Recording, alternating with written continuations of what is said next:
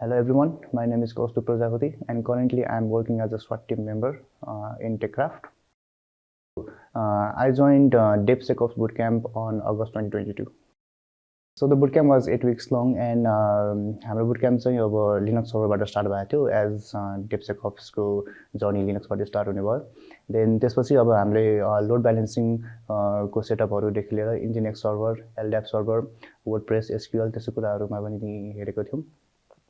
अनि त्यो सबै टुलहरु युज गरेर चाहिँ हामीले एउटा रियल लाइफ सिनेरियो जुन चाहिँ प्रोडक्सन इन्भाइरोमेन्टमा डिप्लोय गरिन्छ त्यस्तो त्यो डेभलप गरेका थियौं.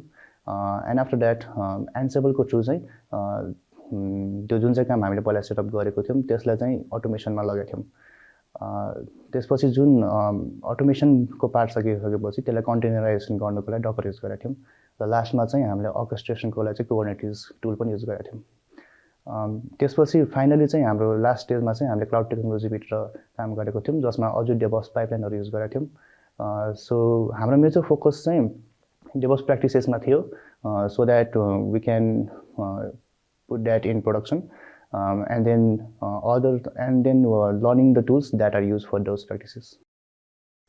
So the best thing about this bootcamp was हामीलाई चाहिँ अब एउटा सोलुसन एप्रोच आफैले खोज्ने भनेर त्यस्तो एउटा सिनेरियो क्रिएट गरेपछि then we work on that and then जब हामी स्टक हुन्छ त्यसपछि मात्र हामीले सुपरभाइजरले हेल्प गर्नुहुन्थ्यो.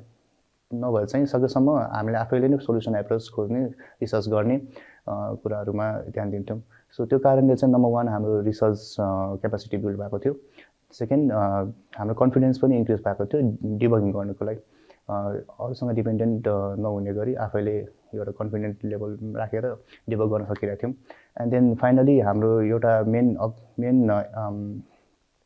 पोजिटिभ साइड चाहिँ के भयो भन्दाखेरि चाहिँ हामीले डिफरेन्ट डेभअप्स प्र्याक्टिसेस इम्प्लिमेन्ट गर्ने ग्रुपहरु अनलाइन कम्युनिटिजहरुमा पनि फलो गरेर देन इन्भल्भ भएको थियौं त्यो कुरामा.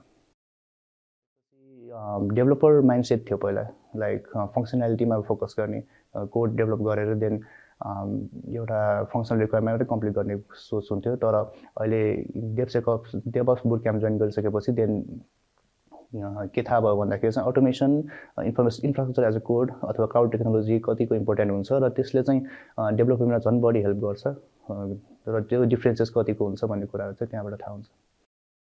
Number 1 is self learning approach obviously force गरिरहेको थियो हामीलाई. त्यसपछि अर्को भनेको चाहिँ हाम्रो असाइनमेन्ट जुन सुपरभाइजरहरुले हामीलाई असाइनमेन्ट दिनुहुन्थ्यो त्यो चाहिँ एउटा रियल लाइफ सिनेरियोसँग बेस भएर असाइनमेन्ट दिनुहुन्थ्यो. सो त्यो भनेको चाहिँ हामीले पछि प्रोडक्सन इन्भाइरोमेन्टमा काम गर्दाखेरि देन त्यो इन्भाइरोमेन्टमा हामी अलरेडी एक्सपोज भइसकेका हुन्थ्यौं in a nutshell. And then the best part about that was हाम्रो विकली असाइनमेन्टको प्रेजेन्टेसन पनि हुन्थ्यो र फिडब्याक सेसन पनि हुन्थ्यो. सो त्यो कुरा चाहिँ एकदम ह्यान्डी भएको थियो टु इम्प्रुभ आवरसेल्फ.